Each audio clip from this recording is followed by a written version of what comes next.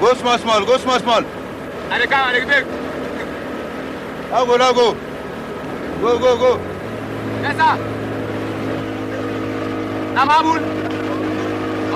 All right.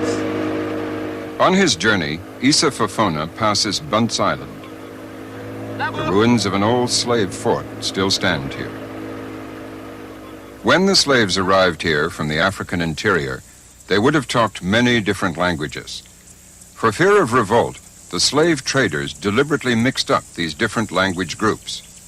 Deprived of a common language, the slaves had to fall back on their own version of the king's English. By the early 18th century, Pidgin English was so widespread that it was even appearing in British fiction, on the lips of Man Friday, Robinson Crusoe's black servant. Cut off from their homeland, generations of Man Fridays slowly forgot their native languages, like Wolof and Hausa. Even before they left Africa, many of the slaves were already speaking Pidgin English. The slave trade carried Pidgin English across the Atlantic on the notorious Middle Passage. Many slaves were dumped in the West Indies, where a West Indian patois closely related to Gullah and to West African Creole survives to this day. But the majority went to the southern states of America. From 1720 to 1860, Charleston, South Carolina was the slave capital of the American South. The old slave market exists to this day. It's now a museum. The blacks were brought here from the ships to be auctioned. On this balcony, they became the property of the plantation owners, and the Pidgin English they took with them from here became the basis of plantation Creole. Of course, they also took with them a wealth of African speech, a lot of which ultimately found its way into American English. It's now thought that most American of all expressions has as its most plausible derivation the languages of West Africa. In those languages, it is wake or okay. In American, and now all over the world, it's okay. Slavery, which lasted well into the days of photography, affected the speech of masters and slaves. The cotton and rice fields and the plantation houses became the cradle of a new black American culture. Despite their emancipation by the troops of the Union, life and language on the plantations hardly changed until after the First World War. In the early days, the English of the slaves would have sounded very similar to the Gullah we've already heard. Plantation Creole is the usual term for the English spoken in the old slave quarters. Professor J.L. Dillard is the acknowledged scholar of black English. Today, he more than anyone traces Plantation Creole back to Gullah and West African Pidgin English. Plantation Creole emerged in the slave quarters, especially among the field hands, as a direct development out of this Pidgin English, which had been used in the slave trade on the ships and elsewhere. If you take, for example, Gullah of the deepest sort, you'll get the expression like him go, which is either he goes or he went. It's a point of time kind of thing. It can be translated by he goes or he went. If you want to make it a continuous kind of thing rather than a point of time, you add the particle da, him da go. If you want to put it in definitely into the past, it becomes him been go, the remote past. If you put it into the more recent past, it comes out him done go.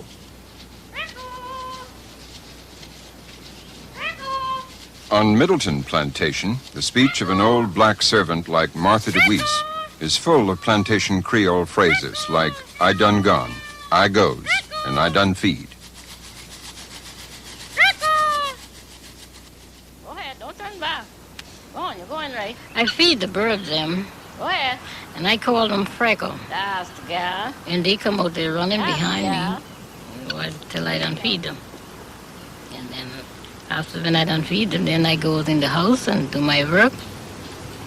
I clean, dust, and when I get through in there, I go down to the rice mill and clean up down there every other day.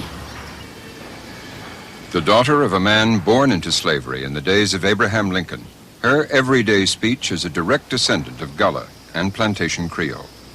Well, he was 105 when he died. My daddy was born at Milton. Yeah, he was a slave then time. Back in them time, man, he was a slave.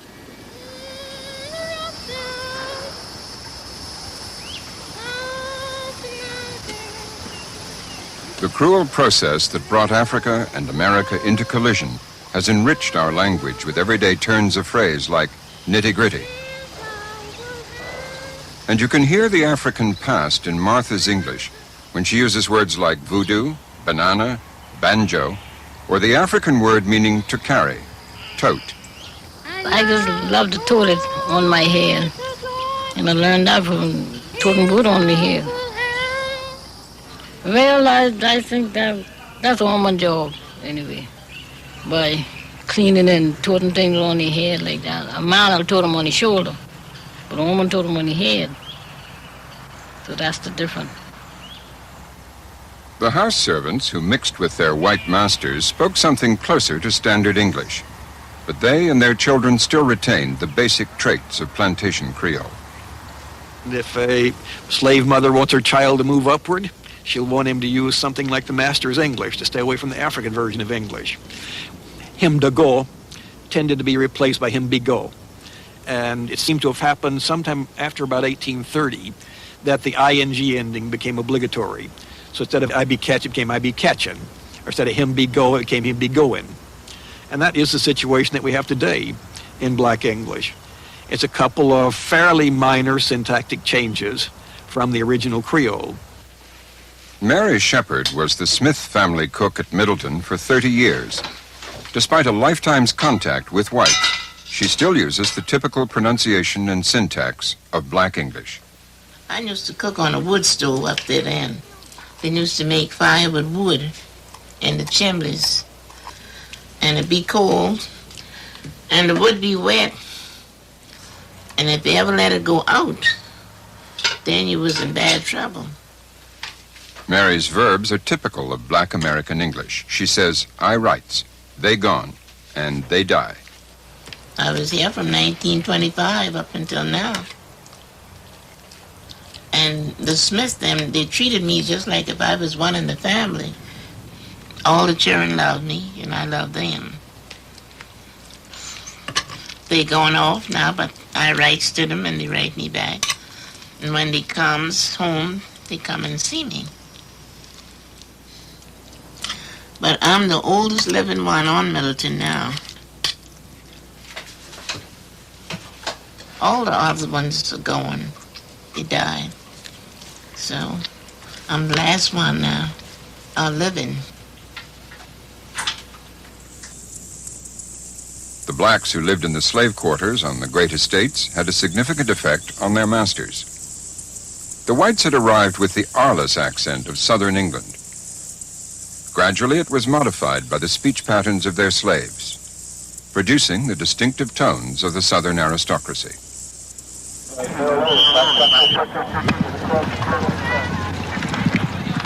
There are details of pronunciation in Southern White English which match Black English and even match Africanisms.